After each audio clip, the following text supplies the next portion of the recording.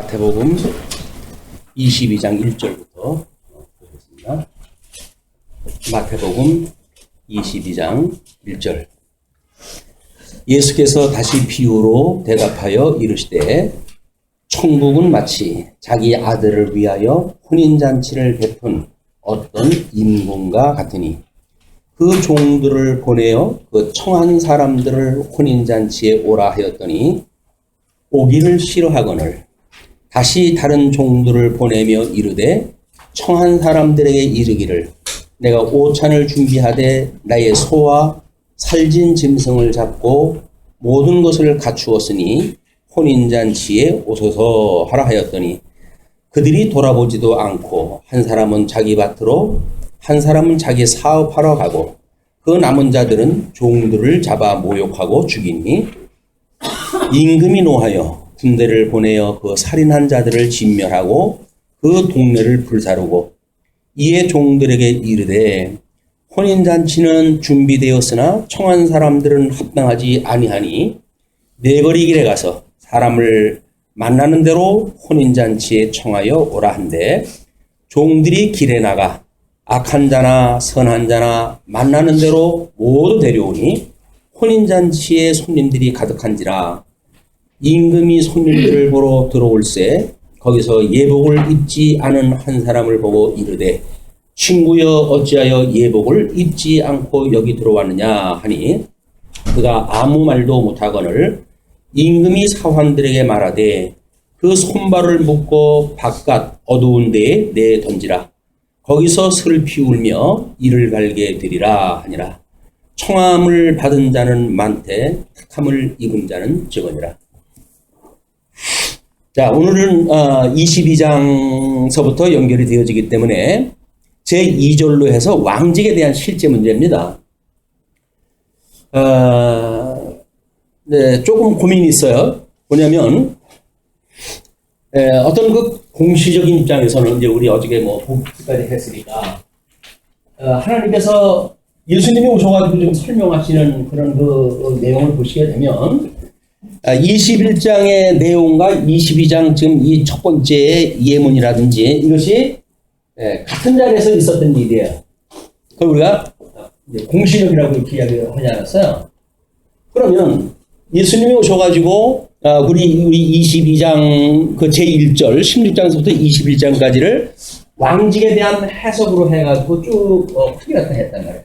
얘는 왕직에 대한 해석을 통해가지고 우리 예수님이 구약에 언약되어진 메시아 그 중에서 왕으로 오신 분이다. 그러므로 우리 이 예수는 구약에서 언약되어진 그리스도라고 하는 사실을 증거했다 하는 내용들 아니겠어요? 그런데 이제 통시적인 그 입장에서 보게 되면 지금 21장과 22장은 같은 공간에 지금 있게 되어진 거거든요.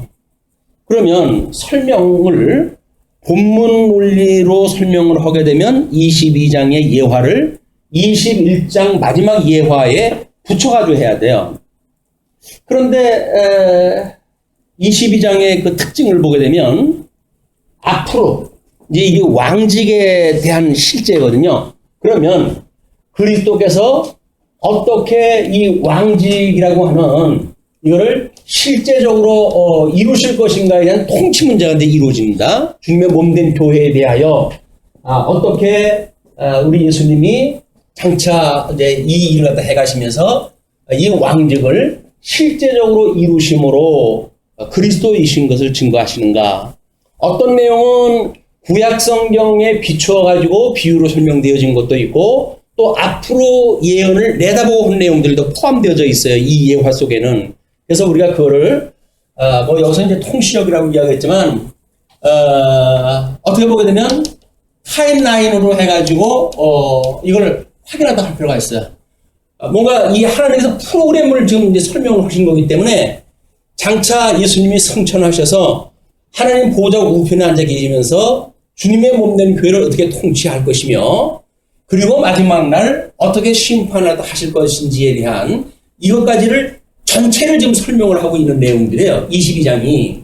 그러므로 22장을 우리가 이런 통시적인 입장으로 확인을 해놓지 않으면 앞으로 전개되어질 종말론에 대한 모든 이야기, 뭐 23장, 24장 이런 심판에 대한 이야기 이런 것들이 이런 우리 역사서에서 이 교회사에서 이야기하고 있는 요한계시록에까지 내다보고 있는 마지막 종말에 대한 의미까지 연결을 해서 볼 수가 없습니다. 그렇기 때문에 불가피하게 지금 22장은 예화를 내리었던 입장에서 보게 되면 21장이나 우리 21장이나 22장이나 같은 선상에서 지금 예화를 드린 거지만 이 22장의 내용은 통시적으로 해가지고 앞으로 전개되어질 프로그램, 하나님이 어떻게 섭리하실 것인가를 소개하는 내용이기 때문에 그쪽에서 우리가 차원에서 관찰을 하다 해야 돼요. 그래야 이제 앞으로 24장에 이제 뭐 특별한 그런 예화, 22장의 예화 이런 것들을 이제 성경적으로 우리가 이해를 할 수가 있습니다. 자, 그러면 22장 1절부터 14절 우리 본문 읽은 데가 혼인잔치의 비유 아니에요. 그 혼인잔치의 비유로 천국에 합당한 법을 지금 가르쳐 주시는 내용으로 소개가 되어져 있는데, 그렇다고 한다면 예수님이 지금 천국에 대한 이런 혼인잔치, 여기서 이루어질 거를 혼인잔치로 해가지고 이제 예를 갖다 드는 거예요. 이걸 갖다 비유로 드는 거예요. 그런데 우리가 이 결혼이라든가 이런 이야기를 통해 가지고 끊임없이 하나님과 하나님의 자녀들이 어떻게 하나의 부부처럼 이야기를 성경에 소개했는가는 끊임없이 우리가 반복적으로 확인하다 해왔던 겁니다. 그렇기 때문에 이 혼인잔치에 대한 비유, 이거를 유대인들이 가지고 있는 혼인잔치라고는 개념이 들어와야 돼요. 우리나라처럼 뭐 지금 지네들이 연애 걸어가지고 지네들이 짝꿍 데려와가지고 지네들이 뭐 아버지 어머니 그냥 모시고 들어가가지고 덕담이나 나누면서 하는 예식으로 생각을 하고 하면 이런 의미가 없어져요. 그것도 뭐 이제 혼주라고 한다면 아버지 부모님들이 혼주 아닙니까? 그런데 혼주는 온데간데가 없어지고 결혼 당사자가 지네들이 주인인 것처럼 이제 이걸 행세를 해버리니까 완전히 하나님이 없다고 하는 세상은 맞는 것 같습니다. 하나님이 없다고 하는 세상이 맞고 그거를 주례하는 어떤 예식을 주도하고 그 의미가 무엇인지를 상기하고 인생의 본질이 무엇인가를 돌아다보는 그런 시간들은 이미 없어져 버리고 말았어요. 일반 우리 예식장에서 그런 것들을 이제 우리 찾아보기는 없습니다. 찾아볼 수가 없어요. 전부 지네들끼리 들어가고 그리고 부모님, 양가 부모님들 와가지고 뭐 덕담해주고 그냥 그걸로 끝나요. 다른 사람들 왜 와는지 몰라. 지네들끼리 그거 하면 지네들이 없지. 이게 이제 결혼이라고 하는 것이 무엇인지에 대한 본질을 놓쳐버린 합리적이고 그리고 자기네들이 봤을 적에는 가장 이성적 판단에 의해 가지고 옳다고 주장을 하는 것들이죠. 우리 결혼인데 다른 사람이 뭔 상관이냐 이렇게 이야기하거나 근데 그렇지 않아요. 그런 개념을 가지고 우리 마태복음의 22장의 이 결혼식에 대한 비유를 본다고 한다면 아무것도 건질 게 없어요. 그냥 결혼을 갖다 했네 그런 이야기밖에. 그러나 유대인들의 이 혼인잔치라고 하는 전제를 가지고 22장의 전체를 봐야 이 전체가 지금 예수님이 오셔가지고 장차하실 신랑 되신 예수님, 이분 신랑 되신 예수님 아니에요? 주님의 몸된 교회에 대하여 하나님 어떻게 이제 결혼을 갖다 평하실 건가에 대한 총체적인 그림이 이제 그려지게 됩니다. 자, 그러면 그 천국은 마치 자기 아들을 위하여 혼인잔치를 베푼 어떤 임금과 같으니 여기서 이제 임금이 나와요. 임금. 이 임금은 언약대로 이루시는 여호와죠. 이분은 언약대로 이루시는 삼일체 하나님 이분이에요. 그래서 이분이 독생자 예수 그리스도를 보내주시고 그리고 하나님의 나라와 어떻게 이 주님의 몸된 교회와 결혼관계를 갖다 맺을 것인가를 위해 가지고 혼인잔치를 준비하신 거 아닙니까? 이거를 구약성경에서는 모형적으로 보여줬잖아요. 이게 이제 우리 예표로서 모형과 그림자로 이것이 설명이 되어졌기 때문에 사실은 예수님이 오셨을 당시에 유대인들이 왜곡하고 또는 오해했던 이런 결혼 문제에 대한 이야기나 또는 왕직이 어떻게 성취되어지는지에 대한 삼직, 중보의 삼직이라고 이야기했어요. 이 중보의 삼직에 대하여 이들이 얼마나 오해했는가를 21장 내용을 통해 가지고 충분히 설명이 됐잖아요. 우리 왕직에 대한 이런 거 해석에 대하여 난 21장까지 16장부터 21장까지 왕직에 대한 해석을 쭉 했단 말이에요. 그럼 이걸로 해가지고 이들의 오해를 불신을 시켰다고 한다면 그러면 바로 하시는 하나님의 이 중보의 삼직의 원리는 앞으로 어떻게 전개 갖다 해 가실 것인가 라고 하는 것이 21장 내용과 22장 내용과의 차이예요. 차이점. 그 다음에 해석을 갖다 해도 22장에 해석을 갖다 했다고 한다면 22장은 실제로서 이거를 설명 갖다 해간다. 그런 맥락으로 차별화가 되어지겠죠. 자, 그러면 그 임금과 같은데 그 종들을 보내요. 그러니까 이 여호와 하나님께서는 끊임없이 선지자들을 보내가지고 주님의 몸된 교회에 내가 너희들은 나의 신부다 라고 하는 것을 끊임없이 소개를 갖다 했던 거예요. 선지자를 보내가지고. 그래서 그 선지자를 보내가지고 그러니까 종들을 보내가지고 청한 사람들을 혼인잔치에 오라 하였더니 오기를 싫어하거늘 결혼잔치에 오기를 싫어한 거예요. 이 중보의 삼직인 그리스도 선지자, 왕, 제사장 그런 사람들을 통해 가지고 앞으로 장차 너희들은 이런 중보의 삼직을 통한 신랑을 만나서 하나님 나라를 이루고 살 거야 라고 선지자를 보냈지만 그들은 선지자의 말에 응답을 하지 않습니다. 반응을 보이지 않았어요. 오기를 싫어하거늘 다시 다른 종들을 보내며 이르되 청한 사람들의 이르기를 내가 오찬을 준비하되 나의 소와 살진 짐승을 잡고 모든 것을 갖추었으니 혼인잔치에 오소서 하라 하였더니 초청을 또 했어요.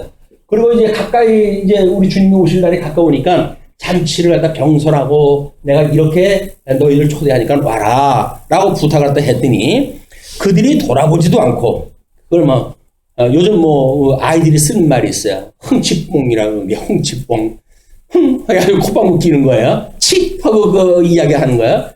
이런 것들이 이제 반응이 보여진 거죠. 그것이 돌아보지 않고 한 사람은 자기 밭으로 한 사람은 자기 사업하러 가고 이 땅이라고 하는 그것도 다 하나님께서 언약대로 주신 가나안 땅 아닙니까? 그런 걸 다 종족별로 해가지고 먹고 살 수 있는 모든 영토를 주신 분이 이 왕이 임금이 이제 주었을 터인데 지네 것이냐 해가지고 농사를 지러 가고 이렇게 한 게 밭으로 가고 자기 사업을 하러 가고 그랬어요. 근데 그 남은 자들은 종들을 잡아 모욕하고 죽이니 선지자들이 여기서 수없이 추구한 것이 그겁니다. 그러니까 오히려 세속주의자들은 선지자를 죽이지는 않아요. 자기하고 상관없는 건데 굳이 죽일 건 뭐 있어요? 그러거나 말거나 자기 일을 하면 되지. 그게 밭으로 가는 사람들이고 사업을 갖다 하는 사람들이에요. 각자 자기 소견 좋은 대로 그냥 그렇게 사는 사람들이에요. 그러나 종교 지도자연 했던 사람들은 선지자들이 와가지고 그런 그 일을 갖다 했을 때 이 중보의 삼직을 하나님이 주셨던 일들인데 이거를 적그리스도가 되어져서 하나님의 이런 삼직이 아니라 자기네들의 배를 채우기 위한 삼직을 가지고 누리는 자들은 눈에 가시 안 해요. 왜? 선지자들이 와서 바른 소리를 갖다 하니까 헐섭이 저놈 죽여라 그러는 거예요. 자기네들의 귀에 듣기 싫은 소리를 갖다 했다고 해가지고 죽이라는 이야기거든요. 지금도 마찬가지입니다.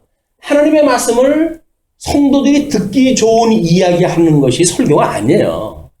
하나님의 말씀을 강론하게 되면 하나님의 말씀은 살아있고 운동력이 있는 거 아닙니까?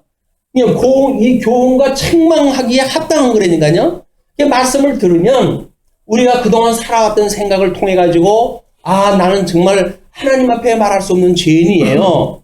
라는 생각을 가지고 여기서 내가 산으로 갔을까 밭으로 갔고 또는 사업을 갖다 하러 갔던 사람입니다. 라고 고백을 갖다 했을 때 비로소 우리는 중보의 삼직을 가진 그리스도를 만날 수가 있는 겁니다. 근데 여전히 밭으로 갔고 사업을 갖다 하러 갔고 그런데 우리 주님께서 복을 줘가지고 거기서 잘 먹고 잘 살았습니다. 라고 하는 자들이 우리 예수님한테 올 이유가 없죠. 배부른 사람들은 올 필요가 없는 거예요.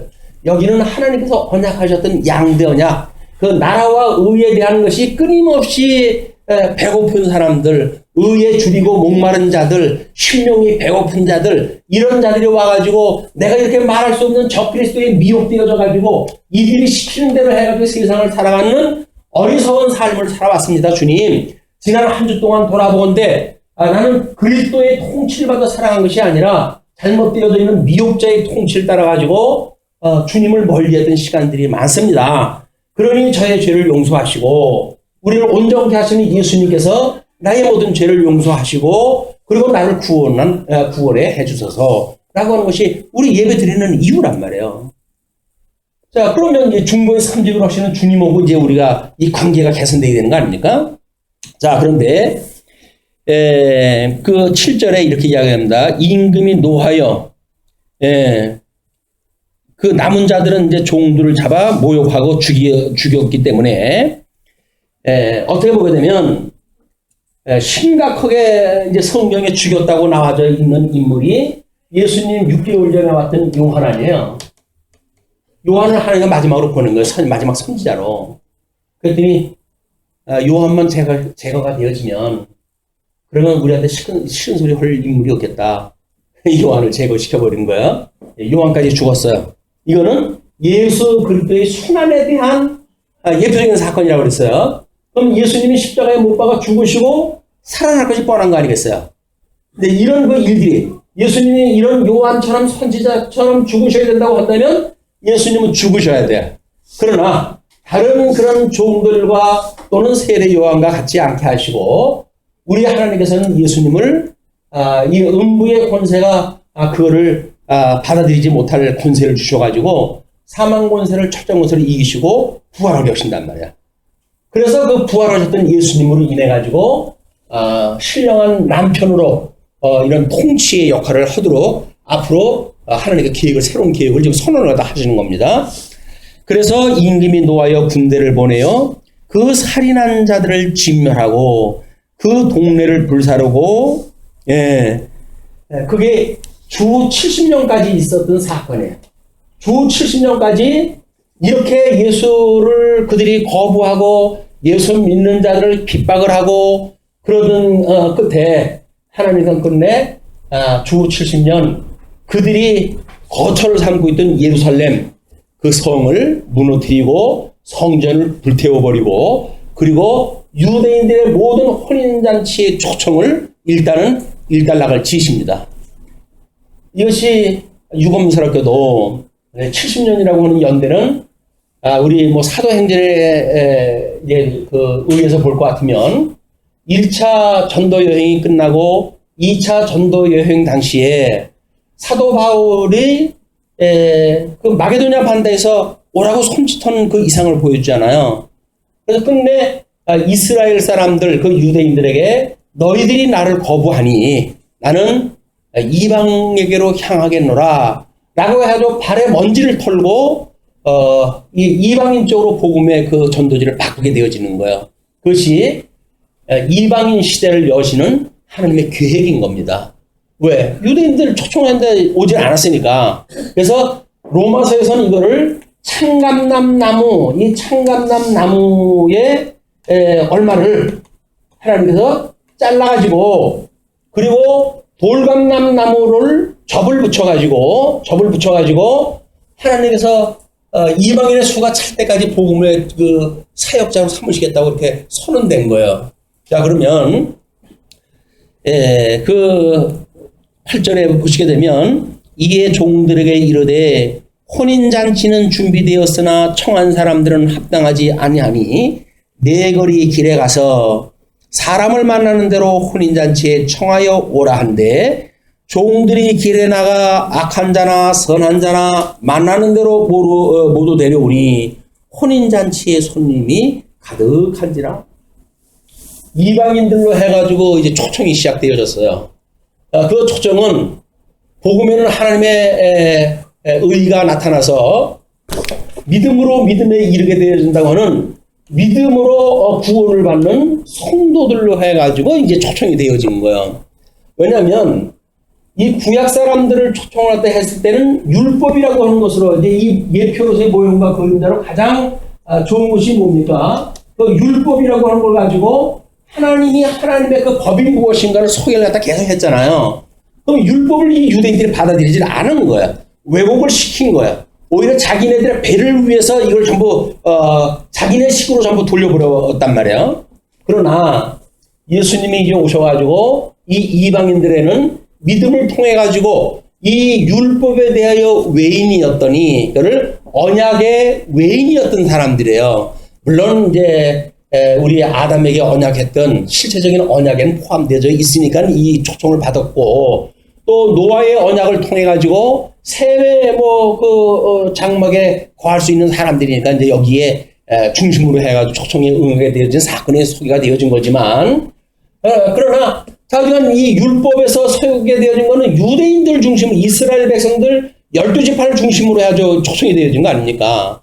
아브라함의 후손을 가지고 초청이 되어졌지만 아브라함의 후손들이 예수를 그리스도로 믿기를 거부하자 하나님께서는 이방인들을 들어가지고, 이방인은 바로 여기서 말하는 돌감람나무입니다. 그래서 언약의 외인이었고 하나님의 이 율법과는 상관없던 자들, 유대인들이 그 마치 짐승과 같이 여겼던 사람들, 이런 사람들을 하나님께 초청을 갖다 하신 거예요. 이제 그것이 그 이야기입니다. 그러면서 11절 임금이 손님들을 보러 올세, 임금이 손님들을 보러 온다는 이야기는 혼인잔치가 시작되어진 거죠. 그럼 이제 이 이방인들을 초청을 갖다 해가지고 혼인잔치를 한다고 그랬으니까 우리 예수님이 이 땅에 오셔가지고 결혼을 갖다 한다고 했을 때 그 결혼은 우리가 약혼과 그리고 결혼이라고 하는 두 가지의 그런 것으로 이제 볼 수가 있어요. 이 결혼이라고 하는 문제를 물론 정혼이라고 하는 그런 그 부분도 있었지만 성경에 많은 부분들이 이렇게 생략이 되어져 있고 하기 때문에 그거까지 설명을 하려면 또 여러 가지 어떤 그런 역사적 자료가 필요하고 그렇습니다. 이거를 정혼이라고 하는 것으로 한 가지 의미로 받아들였을 때, 예수님이 이 땅에 태어났을 때 마리아가 요셉과의 정혼 관계에 있었던 거 아니에요? 정혼 관계. 이 정혼은 결혼을 하기 전입니다. 이 정혼이라고 한다면 물론 양가, 신랑, 신부 다 이미 동의가 되어진 사람들이에요. 그래서 이미 법적으로 해가지고는 부부의 관계가 시작되어진 거예요. 그러나 물론 결혼이 돼야 이제 동침을 하고 아기를 낳고 그러지만 여기서는 법적으로 해가지고 부부가 되어졌기 때문에 여기서 문제가 있게 되어지게 되면 갈라지는 그런 문제가 나오는데 그거를 이혼이라고 하는 것과 같은 맥락으로 설명이 되어질 정도예요. 그렇기 때문에 이 약혼 관계에 있었던 신부들, 이런 그 신부들을 어떻게 결혼 때까지 가게 되어지는가? 이 사람들이 이때의 그 결혼 문화를 보게 되면 양가에 의해서 약혼이 이제 결정이 됐어요. 그렇게 되면 제일 먼저 신랑이 신부집에 가가지고, 신부집에 간다는 이야기는 뭡니까? 이방인으로 해가지고 예수님이 초림의 사건이 있어진 거예요. 초림으로 해가지고 이 땅에 와가지고 이제 이 사람 착한 백성들을 결혼하겠다고 약속이 되어진 거란 말이야. 근데 일부는 이제 거절을 하고 일부는 그거를 이방인들은 받아들이는 이런 그 사태가 예수님이 초림 때 있었던 사건으로 소개가 되어집니다. 이땐 정혼되어졌으니까 이방인들이 아니라 유대인들은 철저하게 이 초림으로 해가지고 결혼에 이미 초청이 되어진 상태지요. 그러나 이제 그 예수님은 여기서 죽으셨다가 부활을 갖다 해가지고 이제 하나님 보좌 우편에 앉아 계시게 되어지는데, 이것이 약혼 행사를 갖다 했을 때 이제 여자에 대한 신부에 대한 모든 그 값을 지불을 하고 그리고 신랑은 아버지의 집으로 가야 돼요. 그리고 1년이나 2년 걸쳐가지고 이 부인하고 함께 살 수 있는 집을 마련을 한 뒤에 아버지가 집 건축하는 걸 갖다 보고 이제는 데려와도 되겠다 싶으면 아버지가 그 아들에게 이제는 가서 내 아내를 데리고 오거라 라고 하는 명령이 떨어져요. 그러니까 아내를 데려오는 것은 신랑에게 그 주권이 있는 것이 아니라 신랑 아버지한테 그것이 있습니다. 그래서 예수님은 뭐 성천하실 적에도 제자들이 묻잖아요. 이때가 우리가 주님이 뭐 지금 이렇게 모여 있고 지금 성천을 하고 그런 그 때니까 주님께서 약속하신 때가 이때입니까? 그 마지막이라고 이야기했던 때가 이때입니까? 라고 묻잖아요. 그러니까 그것은 너희들이 알 바가 없고 알 바가 없고 그리고 나는 나한테 그것이 있는 것이 아니다. 나를 보내신 아버지한테 그 주권이 있다. 그렇게 이야기를 하거든요. 그 이야기는 이렇게 신랑이 아버지한테 가가지고 아버지와 함께 있으면서 그 집을 지어요. 그 집을 짓는 게 뭡니까? 이 집을 짓는 것이 천상사역이겠죠. 천상사역으로 해가지고 영원한 하나님 나라를 짓는 거죠.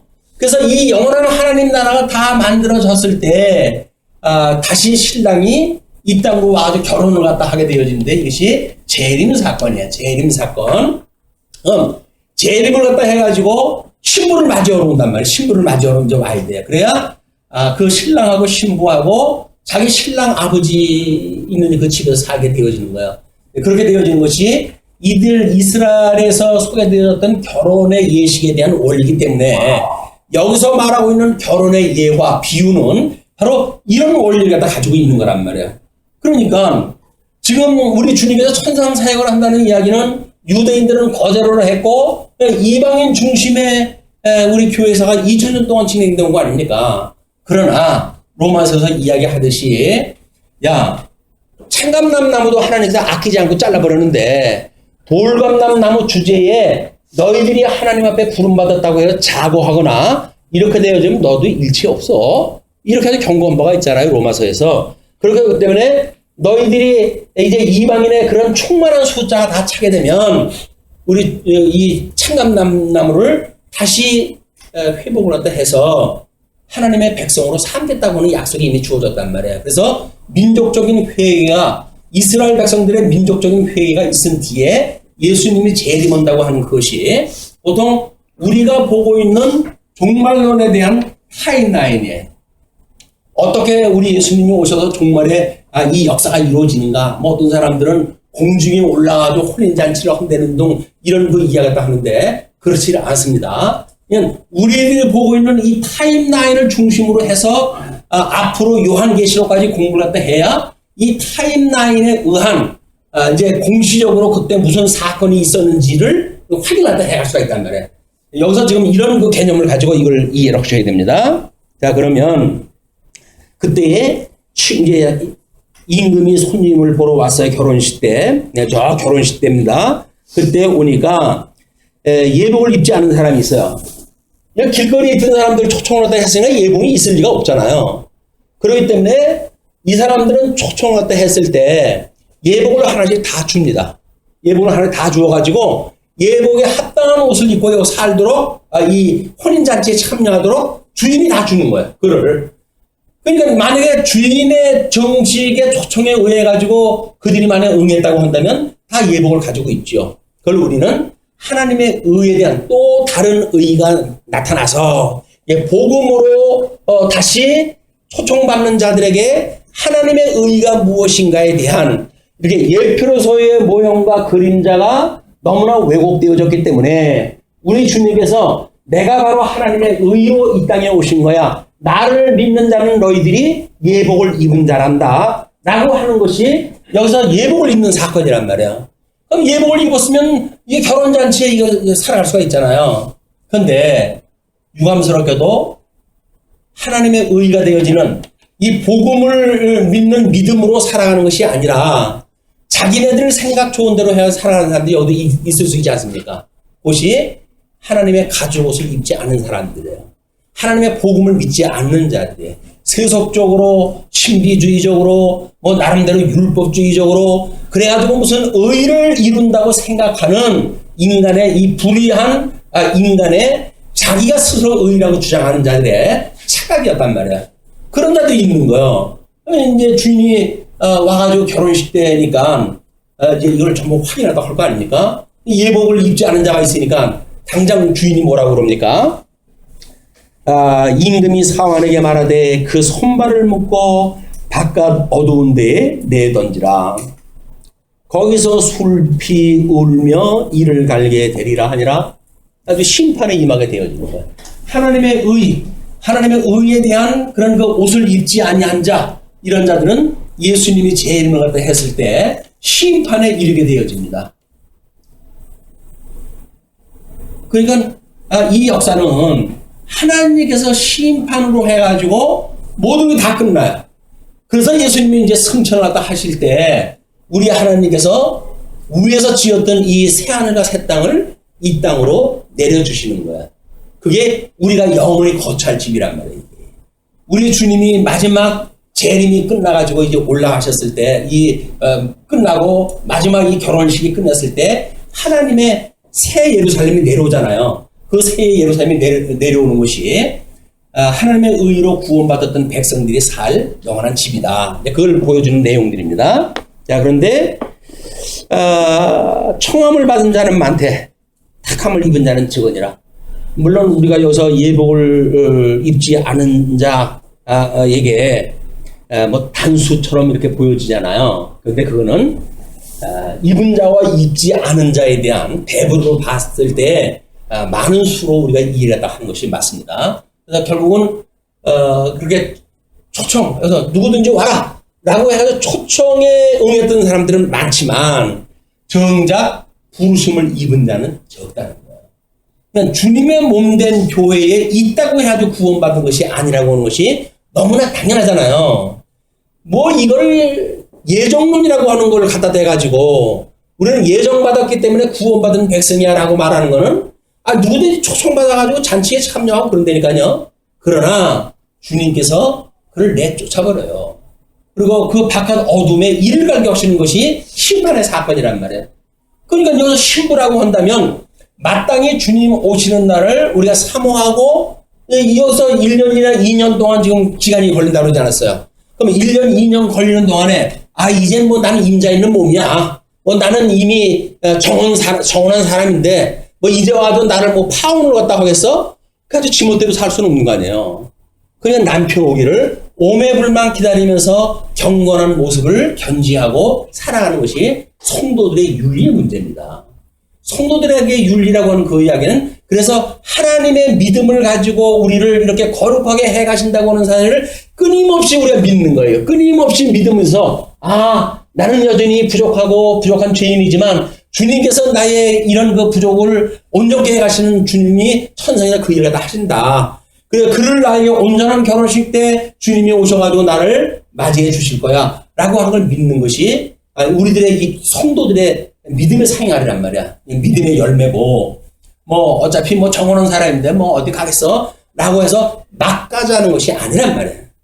우리 성도들의 삶이 왜곡되어지는 것은 그런 데 있다. 또 물론 여기서 성도의 삶이 어떤 것이 옳습니다. 그러므로 이렇게 살아야 됩니다 라고 하는 목적적인 것이 아닌 거예요. 다만 예수님을 바라보고 그분을 사랑하기 때문에 맺어지는 의의 열매, 믿음의 열매로 나타나게 되었습니다. 자, 이제 이렇게 되면 14절을 통해 가지고 타임라인은 전체를 이제 확인이 됐어요. 그걸 바탕으로 해 가지고 우리 이제 주보의 그 비유를 여러 가지로 설명해 드린 게 있죠. 이제 그 15절로 21절은 세금에 대한 질문, 23절로 33절은 부활에 대한 질문, 34절로 40절은 율법 교사에 대한 질문, 41절에서부터 46절까지는 구약에 대한 재해석, 이런 그 내용으로 쭉 소개가 되어져 있단 말이에요. 이거는 혼인잔치 비유라고 하는 이런 통시적 관점으로 이 어떤 그 타임라인을 그려놓고 그 다음에 그렇다고 한다면 이 하나님 나라에서의 세법은 어떻습니까? 하나님 나라에서의 부활의 문제는 뭡니까? 결혼의 문제는 뭡니까? 라고 하는 걸 보여주는 사건인 거예요. 이런 그 14절까지의 이런 통시적인 배경이 있어져야 그 다음에 설명도 되어지고 23장, 24장의 내용도 여기에서 이제 이루어지게 되어진다. 그런 그 이야기입니다. 자, 그러면 15절로 22절까지가 이제 그 세금에 대한 질문으로 되어져 있잖아요. 자, 그러면 이에 바리새인들이 가서 어떻게 하면 예수를 말의 올무에 걸리게 할까 상의하고, 왜냐면 여기서 너희들은 이제 다 죽었어. 그 이야기 아니에요. 앞에서도 그것 때문에 지금 이들이 뿌리를 낳은 거 아닙니까? 나에 대하여 이제 심판하는 그런 그 이야기로 소개되어지기 때문에 예수님에 대하여 지금 이제 아주 죽이고자 하는 그런 악한 마음이 발동을 하고 그랬는데, 근데 도저히 말해 자기네들로는 안 되는 거야. 그러니까 이제 작당을 한다 했어요. 작당을 한다 했는데 자기 제자들을 헤롯 당원들과 함께 예수께 보내요. 그러면 지금 여기서는 세금의 문제, 이제 제1번 세금에 대한 문제. 이 세금에 대한 문제는 지금 온 사람들이 바리새인들을 하고 그리고 헤롯 당원들에. 근데 이 바리새인과 헤롯 당원들은 서로가 반목하는 관계입니다. 왜냐면 이때의 세금이라고 하는 그거는 이제 그 인두세에 해당되어지는 건데 사람들은 세금 걷는 걸 좋아하지 않잖아요. 그리고 로마 제국의 어떤 제국을 위해서 세금 낸다든지 하는 그거를 좋아할 사람들이 없죠. 그래서 바리새인들은 이거를 아주 싫어하는 그런 그 일입니다. 그러나 이 헤롯 당원이라고 하는 사람들은 정치적으로 로마 제국과 뭔가 결부되어져 있어서 시끄럽게 굴지 말아라. 괜히 애만 고생만 한다. 그러니 그들이 내라고 하는 거 주고 그럼 너희들 신앙생활을 하면 되지. 왜 그런 걸 일일이 토를 달고 시비를 걸어가지고 얻어 터지고 너뿐만 그러는 것이 아니라 옆에 있는 나까지 얻어 터지게 하냐. 라고 생각하는 사람들이 헤롯 당원들이에요. 친 로마 정책에 있는 사람들. 그래가지고 어떻게든지 시끄러운 소리 안 나도록 하는 이런 그 부류들이었거든요. 근데 바리새인들은 세금 내는 문제, 세금 내면은 반역행위로 보는 사람들이에요. 이들은 반역행위로 보고, 여기에 있는 사람들은 오히려 그것이 나라에 충성하는 일로 보여지니까 두 세력은 이 결합이 될 수 없는 세력이란 말이야. 그런데 예수님에 대하여 공격하기 위해가지고 이 사람들이 결탁을 했어요. 적과의 동침이 시작되어진 겁니다. 우리는 예수님을 제거하기 위한 적과의 동침이 시작되어진 거야. 뭐라고 그러는지 한번 보시죠. 자기 제자들을 헤롯 당원들과 함께 예수께 보내어 말하되 선생님이여 우리가 아노니 당신은 참되시고 진리로 하나님의 도를 가르치시며 아무도 거리는 일이 없으시니 이는 사람을 외모로 보지 아니하심이니이다. 사람을 죽일 적에는 일단 안심을 시켜야 돼. 안심을 시켜놓고 그다음에 이제 뒤통수를 쳐야 되기 때문에 뭐 있는 미사여구를 다 써요. 예수님한테. 근데 예수님은 그 악행을 아시죠. 아는 사람이 그 얘기를 들으면 얼마나 민망스러워요. 그런데 이 자들은 예수님이 알 거라다. 그럼 뭐 눈치도 못하죠. 그리고는 미사여구를 통해 가지고 예수님한테 이야기를 했어요. 그러면 당신의 생각에는 어떠한지 우리 집이 전제했던 것이 당신입니다. 그 이야기죠. 우리가 인사하고 전제했던 것이 당신이니까 당신의 생각에는 어떠한지 우리에게 이루소서. 가이사에게 세금을 바치는 것이 옳으니까 옳지 아니하니까? 라고 묻는 거예요. 가부를 묻는 거예요. 오늘 가부 묻는 거에 조심하지 않으면 오늘 시비 얽힌다고 그랬어요. 그게 진영론이라고 그러지 않았어요. 어떤 한쪽이 당신이 옳아요. 그러면 반대 사람한테는 적이 되어지는 거란 말이에요. 그래서 그 랍비적인 그 토론은 그의 상위 개념으로 해야 좀 묶어내는 그런 그 지혜가 필요하다고 그렇게 이야기를 했는데, 그러니까 예수께서 그들의 악함을 아시고 이르시되 외식하는 자들아 어찌하여 나를 시험하느냐? 주님께서는 시험하는 걸 뻔히 다 알고 계셔요. 시험은 마귀가 하는 것이 전문 아닙니까? 너희들은 마귀의 자식들아. 그런 그 이야기예요. 마귀의 자식들아. 뭐 말해야 합니까? 말 안 해도 아는죠? 세금 낼 돈을 내게 보이라 하시니 데나리온 하나를 가져왔거늘. 그때 보통 쇳돈으로 사용되어지는 거야. 쇳돈으로 사용되어지는 것이 데나리온인데 그걸 가져왔거늘. 예수께서 말씀하시되 이 형상과 이 글이 누구의 것이냐? 이르되 가이사의 것이니이다. 이에 이르시되 그런즉 가이사의 것은 가이사에게 하나님의 것은 하나님께 바치라 하시니 그들이 이 말씀을 듣고 놀랍게 여겨 예수를 떠나가니라. 아니 뭐 발목을 잡으려고 지금 이자 갖다 했는데 이쪽에 편을 들든지 이쪽에 편을 드세요. 그거 얘기하네. 아빠 좋아? 엄마 좋아? 라고 물어본 거야. 너 이거 걸리기만 해? 근데 그 얘기 안 해. 그냥 아이들한테 그런 질문을 하는 거 아니라니까요. 아이가 얼마나 고민을 했다 하는데요. 그래도 뭐 조금 좀 똑 소리가 나게 되면 엄마도 좋고 아빠도 좋아 뭐 이렇게 가지고 대답을 하겠지만 아니면 뭐 당장 뭐 하나 주면서 말하게 되면 그거 주는 사람 편 들 거 아니겠어요. 한쪽에 삐지고 그렇게 되면 그래? 난 너 미워할 거야. 뭐 이래가지고 또 보는 데서 그렇게 하니까 어린아이 가슴에 얼마나 그게 멍이 드는 일입니까? 우리 주님께서는 가이사했거든 가이사에 내고 하나님 것은 하나님께 바쳐. 이 사람들의 논리에 빠져들어가지 않은 거예요. 이게 지혜입니다. 주님 앞에 주시는 이 복음은 통섭적으로 가지고 생명의 원리이기 때문에 사망의 원리, 이 사망의 논리에 우리 착잡히질 않아요. 그래서 사망은 생명의 상징바가 되어지는 것이지 이런 사망의 논리에 의해서 우리는 시비에 엇갈리지가 않는다. 이런 문제는 매우 이 하나님 나라 예수님이 지금 천상에서 통치하시는 이런 백성들한테 매우 중요한 덕목으로 이제 나타나는 거예요. 자, 그렇게 사건이 하나가 끝나고 23절로 33절 보게 되면 사두이긴의 부활 질문으로 천국의 실상을 또 가르쳐 주시죠. 부활이 없다 하는 사두개인들이 그날 예수께서 와서 물어 이르되 선생님이여 모세가 일렀으되 사람이 만일 자식이 없이 죽으면 그 동생이 그 아내에게 장가들어 형을 위하여 산속자를 세울지니라 하였나이다. 우리 중에 7형제가 있었는데 마디가 장가 들었다가 죽어 상속자가 없으므로 그 아내를 그 동생에게 물려주고 그 둘째와 셋째로 7째까지 그렇게 하다가 7명까지 똑같은 설명하고 지네들도 지쳤어요. 너무 그것도 장황스럽잖아요. 그러니까 첫 번째 거만 예를 들고 두째 번, 셋째 번 해가지고 7째까지는 같은 걸로 치고 지네들 질문도 그 이야기는 뭐예요? 한마디로 있을 수 없는 예를 갖다 이제 들은 거예요. 만약의 예, 그 만약의 예는 있을 수 없는 예니까 대답하기에 더욱 궁금스러운 일일 수가 있겠죠. 그래서 이 만약의 수를 읽어내는 것이 알파고의 실력인 거예요. 수많은 그 수를 갖다 읽어내가지고 이세돌이라고 하는 선수를 갖다 이겨내지는 않습니까?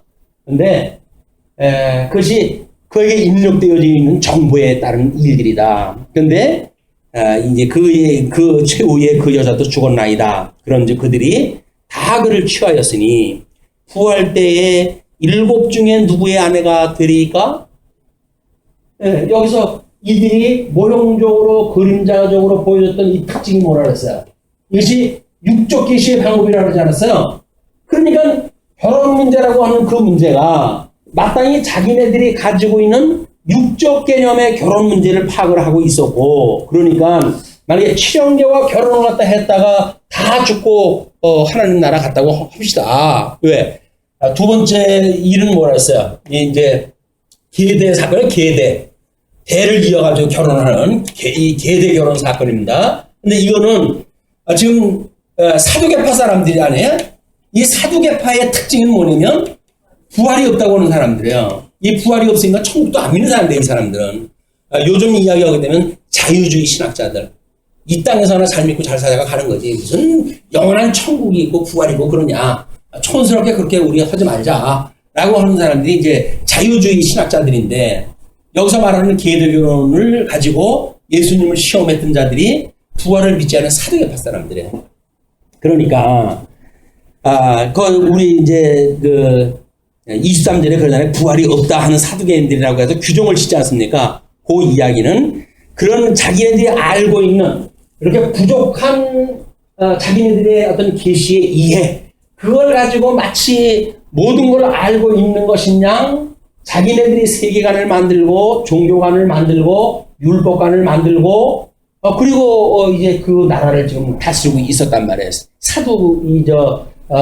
우리 그 종교 지도자로 이들이 이제 일을 다 하고 있었단 말이에요. 그러면 이런 종교 지도자들의 삼직이라고 하면 전부 적그리스도라고 하지 않았어요. 사두개인들은 특별히 대제사장들도 많고 그런데 그 대제사장직을 로마에서 도움받아가지고 이제 이 대제사장직을 감당하고 있는 사람들이기 때문에 이런 사람들이 그 예를 갖다 드니까 예수님께서 29절에 이렇게 이야기를 하십니다. 대답하여 이르시되 너희가 성경도 하나님의 능력도 알지 못하는 거로 오해하였도다. 너희 오해했다 그 이야기예요. 이해 부족. 점수 매게 되면 40점 미만 탈락 그 이야기입니다. 근데 부활 때에는 이제 예수님이 가르쳐 주시기를 부활 때에는 장가도 아니 가고 시집도 아니 가고 하늘에 있는 천사들과 같다.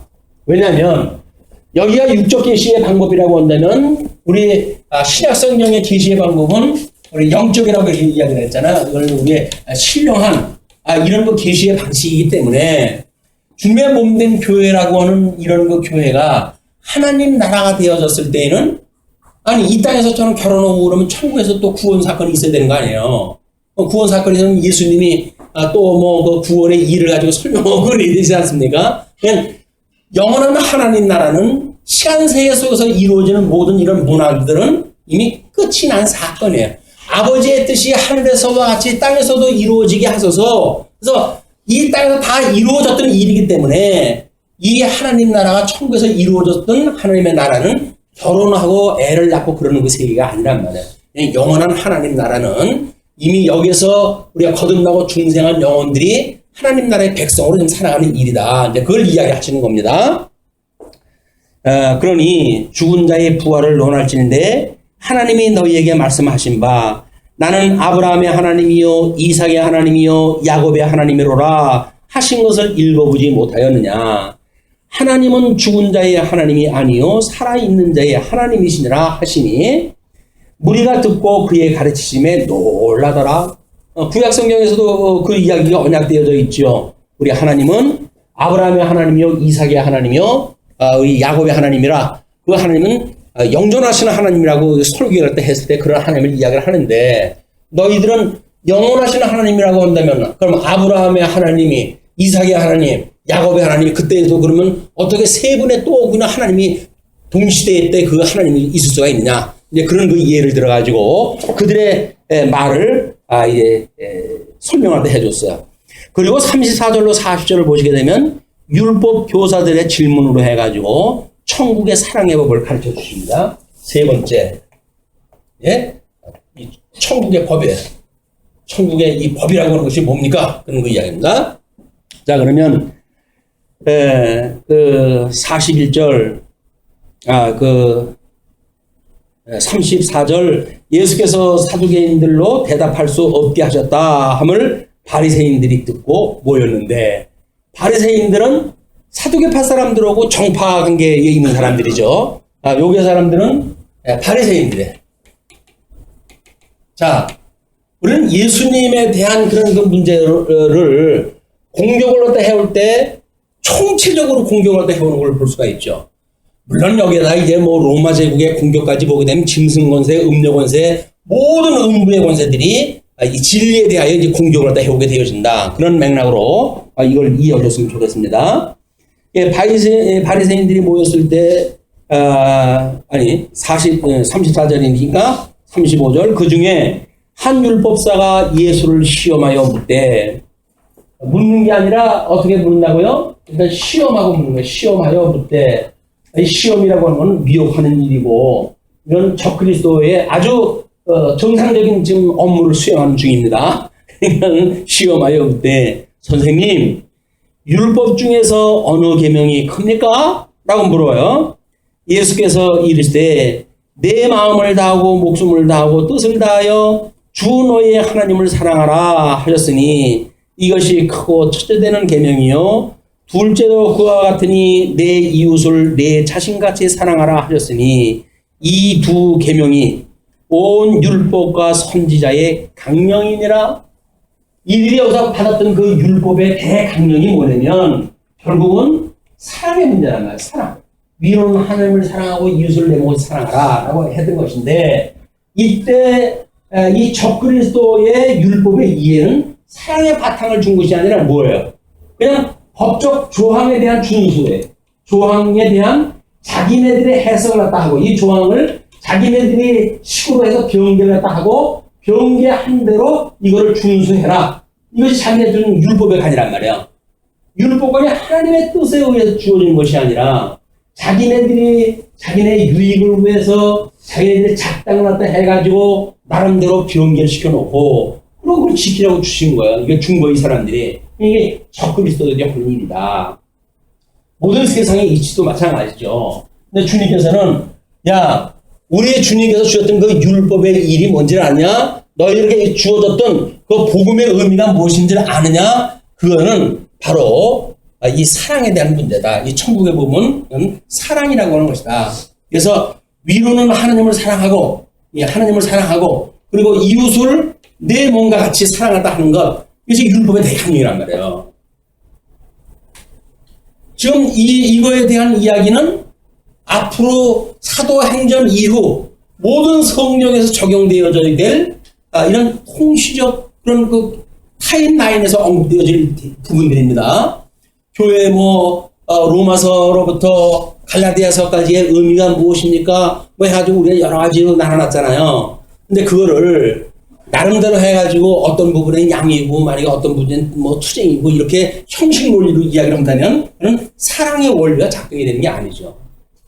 우리는 예수님이 그 삼직을 가지고 하나님 보호자 우편에서 여전히 삼직을 통해가지고 주님의 몸된 교회를 세우게 하심으로 거기에 우리는 목사, 장로, 집사를 세워가지고 주님의 어린 그 몸된 성도들을 어떻게 섬기는가의 자세를 가지고 이 일을 갖다 해가시겠다는 거 아닙니까? 온전케 하시는 이 사랑의 이 계명, 율법의 대강령인 사랑, 이거는 하나님 보호자 우편에 계셨던 그리스도만이 하실 수 있는 일이에요. 그 안에 우리가 우리 주님의 초청을 받아서 살아가게 되면 그런 통치를 받으며 살아갈 것이고, 그렇지 않다고 한다면 저 사람들처럼 우리들의 의의를 자랑을 하고 내가 가지고 있는 거 행세를 갖다 하고 이 세상 그러고 산다니까요. 그게 뭔지도 모르고 그걸 가지고 휘둘리며 사는 거예요. 그게 아니다. 복음을 우리가 만나게 되어지게 되면 철저하게 세상에 대하여 나는 죽고, 그리고 거룩한 몸으로 우리 주님의 뜻을 따라서 새로운 피조물이 되어졌기 때문에 세상에서 보여준 모든 가치가 부정되어지고 신령한 하나님 나라의 새로운 가치를 지향하며 살아가는 것, 이것이 성도들의 삶이란 말이에요. 물론 주님께서 그러니까 하셔야 되는 일이죠. 우리가 스스로 할 수가 없어요. 그러니까 우리는 끊임없이 예복을 입고 있는 사람들이니까요. 나는 이 예복만 벗으면 마땅히 심판날 죽어야 될 그런 그 인물입니다. 그러나 당신이 초청할 때 주었던 이 의의 옷, 예복을 입고 있기 때문에 저가 속은 이렇게 더럽다고 하더라도 당신이 나를 초청했던 것이 분명하지 않습니까? 그러니 온전케 하신 예수 그리스도를 바라보고 우리가 살아갑니다. 라고 하는 성도들의 생활이란 말이에요. 자, 이제 그렇게 하면서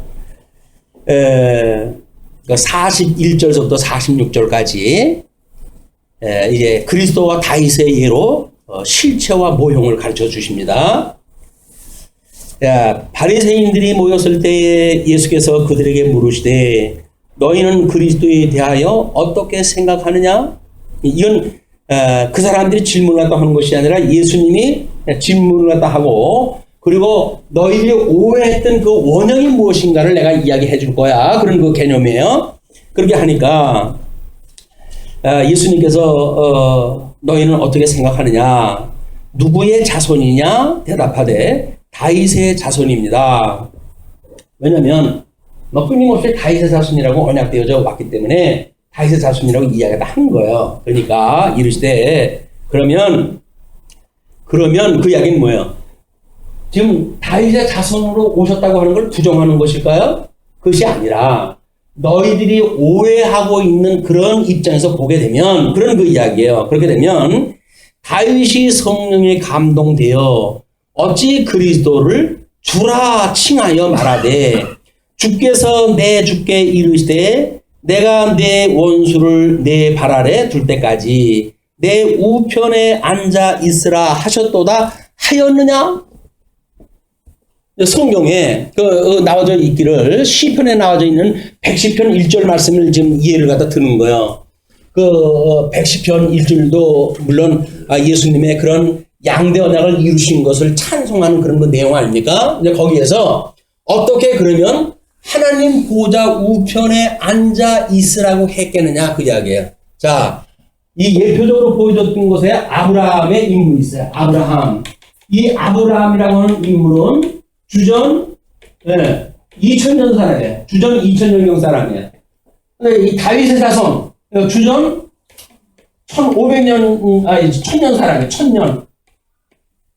자, 그러면 이 다윗의 자손이 메시아가 다윗의 자손이라고 한다면 혈육 너희들이 알고 있는 육적 관계로 해가지고 앞으로 메시아가 오게 되면 로마 제국으로부터 새로운 하나님의 나라 다윗이 통치했던 그런 하나님의 나라를 이룰 것이라고 믿고 있는 너희들이 생각하는 육적 하나님의 나라 그런 개념이 아니라는 겁니다. 이들은 여전히 거기에 좀 꿈을 꾸고 있잖아요. 왜냐면 우리 했으면 우리 이제 그 중간기에도 나름대로 해가지고 완전하지는 않았지만 통치가 되어졌고 통일도 되어졌고 그런 시대가 오니까 로마 제국도 그렇게 우리가 이겨야 될 거 아니냐. 그래서 우리나라를 우리가 누리고 살아야 될 것이 아니냐. 이렇게 믿고 있는 것이 육적인 개념을 그대로 이해하고 있는 사람들이란 말이에요. 그러니까 예수님께서 너희는 그리스도를 누구라 하느냐? 누구의 자손이라고 하느냐? 라고 했을 때 지금 이 다윗의 자손이라고 이야기를 했으니까 이 다윗의 자손은 주전 천년경 사람인데 어떻게 다윗은 이 예수님보다 1000년이나 앞선 다윗은 시편 110편에서 이야기를 하기를 주라고 이야기를 하면서 우리 하나님 보좌 우편에 앉아 있으라는 이야기를 할 수가 있겠느냐. 그것이 뭐예요? 우리 통시적인 입장에서 봤을 때 무슨 관계예요 지금? 요 해 아래에서 시간과 공간과 형상이라고 하는 개념으로만 보면 오해할 수밖에 없었던 사건을 소개를 한 거란 말이에요. 그렇죠? 아니 다윗이 그리스도를 주라고 했어요. 근데 너희들은 이 그리스도를 다윗의 자손이라고 그러지 않았느냐? 누구의 여기서 질문을 하다 누구의 뭐라고 질문했다 했어요? 예수님께서 누구의 자손이냐 이렇게 물어봤잖아요. 그러니까는 다윗의 자손입니다 이렇게 대답을 하니까 그러면 천년경에 있었던 그 다윗이 어떻게 이 그리스도를 주라고 표현을 할 수가 있느냐. 그리고 하나님 보좌 우편에 앉아 있으라고 했던 그런 말씀을 할 수가 있었느냐. 그런 그 이야기예요. 그러니까 너희들이 이거를 육적 개념으로 시간적 개념으로만 이해하는 그런 세계관의 오해가 있는 것이다. 이미 다윗은 예수님이 오시기 전 천년경 사람이지만 이 그리스도를 주라고 볼 수 있을 만큼의 우리 나름대로 어떤 공시적인 입장에서 복음을 이해하고 있는 사람이었어. 근데 너희들이 성경을 오해를 하니까 시간적으로만 이해했다 해가지고 이 다윗이 이해했던 복음도 제대로 모르고 그리고 이를 육적 관계로만 너희들이 이해를 하고 있는 것이다. 이렇게 이해를 하는 거예요. 쉽죠? 오해될 이유 없죠? 네. 이렇게 이해를 하니까 이제 거기서 그 44절에 그 45절에 다윗이 그리스도를 주라 칭하였은즉 어찌 그의 자손이 되겠느냐. 예수님께서 모순 관계를 가지고 이들의 잘못 알고 있는 하나님 나라 결혼에 대한 이런 그 통시적인 사건 또 하나님께서 언약하셨던 그런 그 모든 일들을 한마디로 해가지고 너희들의 인식에 문제가 있는 거다. 이걸 모형적으로 그림자적으로 하는 게 예표로 보여준 거지. 이게 완성도가 있는 거면 그리스도가 못 들어오겠니? 이건 부족한 것이기 때문에 온전케 해가지고 그걸 다 이루신 분이 예수님으로 오신 거야. 복음을 갖다 설명할 때 주님께서 그러잖아요. 내가 율법을 폐하러 온 것이 아니라 온전케 하러 왔다. 그런데 그 율법이 온전치 않기 때문에 주님께서 온전케 하신다고 그랬을까요? 이들이 오해를 갖다 하고 있었다니까요. 율법주의자들이 오해를 갖다 한 거예요. 그러니까 이제 사도 바울은 로마서에서 율법도 거룩하다 라고 이야기도 하잖아요. 그러나 그걸 오해하고 있었던 율법주의자들이 문제란 말이에요. 이 율법주의자들이 자기네들이 뭔가를 잘못 오해한 걸 가지고 사상체계를 만들어 놓으니까 율법의 본래 말하고자 하는 그거를 제대로 파악을 못하고 너희들 식으로 이해하다 했으니까 너희들이 망하고 마는 거야. 그런 이야기를 하십니다. 율법주의가 나쁜 거지 율법이 나쁜 거 아닙니다. 율법은 선하고 이건 하나님이 기뻐하신 뜻이에요, 이게. 근데 이거를 마치 뭐 복음과 율법을 상대적 개념으로 놓고 율법은 복음과 어떤 뭔가 모순을 일으키는 관계로 보면 안 되는 겁니다. 다만 형식이 뭐 돌판에다 썼다든가 그래서 그거를 성령의 감동으로 깨닫게 하시지 않으면 알 수가 없는 건 일이기 때문에 복음은 신비에 새긴 걸로 해서 우리가 비교하다 하는 것이지 어떤 것이 우월 관계를 이야기하는 것이 아니에요. 율법도 하나님의 의의니까요. 그러니까 예수님이 오셨을 때 뭐라 그래요? 또 다른 의가 왔다 그러잖아요. 또 다른 의가. 그거는 율법의 의의가 있는데 그걸 오해하고 그런 방법대로 선지자를 보내고서 알려줬는데도 불구하고 그거를 받아들이지 않았던 너희들이기 때문에 너희들 다 죽여버리고 길거리에서 아무짝에도 쓸데없는 사람들 내가 불러가지고 또 다른 의가 하나님의 의를 이루어 갈 거야 라고 이야기를 하는 거란 말이에요. 모든 그런 성경의 역사는 이 메시아를 언약을 하고 이 그리스도가 성취되어졌다는 걸 증거해가지고 하나님이 어떠한 분인가를 이제 우리한테 소개를 다 하고 있는 거 아닙니까? 뭐 하나님의 그 능력과 권능을 우리는 다 성경을 통해 깨닫게 되어지는 거야. 그분을 우리는 끊임없이 찬양할 수밖에 없는 거죠. 이 모든 만사를 그렇게 해가시니까. 그렇지 않은 자들은 자기네들의 배를 위해 가지고 사상체계를 만들고 그 안에서 자기네 유익을 추구한단 말이에요. 어떤 집단이든지 자기네들의 개인적인 이익을 추구하고 있는 집단이 있다고 한다면 그거는 그리스도의 몸이 아닙니다. 그리스도의 몸은 철저하게 자기 부정적인 거예요. 나를 부인하고 주를 따르는 사람들로 채워져 있는 것이지 자기의 명예를 위해서 자기의 유익을 위해 가지고 자기의 무슨 힘자랑을 위해 가지고 있는 것이 교회가 아니다. 근데 만약에 그런 것이 만연한다고 한다면 그 교회는 성령의 역사가 없는 거예요. 철저하게 성김의 도리가 있는 곳이다. 우리는 사적생의 원리로 해가지고 하나님 나라의 법의 원리를 깨닫게 되어지고 연주법의 원리를 통해 경제활동을 해가게 되어지고 봉주치의 원리를 통해가지고 정치 원리를 깨달아가는 이런 이 교회 정치의 원리를 알고 있는 사람들이지 결코 여기서 행세하는 사람들이 아니란 말이에요. 그래서 성경은 끊임없이 주관하지 마라. 너희는 주관하지 마라. 그렇게 이야기를 하는 거예요. 왜? 우리 머리 대신 왕이 계시니까 통치자 대신 예수 그리스도가 있으니까 너희들이 주관하는 자세로 하면 안 돼. 너희들은 다만 그분을 소개해서 그분을 소개하게 되면 그분을 아는 사람들이 믿어지는 것만큼 순종하고 살아가겠지. 너희들이 행세하고 그러면 안 돼. 라고 하는 끊임없이 서신서에서 가르쳐주는 일입니다. 자.